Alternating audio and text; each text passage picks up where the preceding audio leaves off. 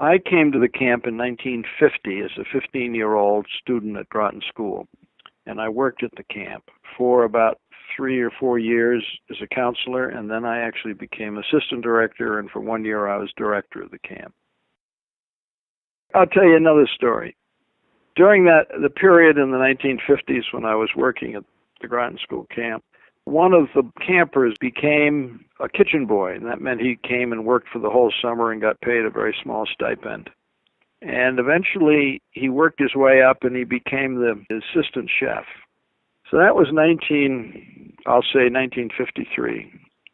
This past spring in 2016, so we're talking 60 years later, I had a call from him. He lived in the West Coast in, I think, Washington somewhere, and he said he was going to be in Connecticut, and he wanted to see me. And we hadn't seen each other in 60 years. And so we met at a restaurant, and we spent probably 4 hours not only reminiscing over the days that we were at the camp, but most importantly, he explained to me how the camping experience had kept him from getting into trouble and had made it possible for him to get a good job. I think he was working in the aeronautics industry, and he had a good job and a wonderful family.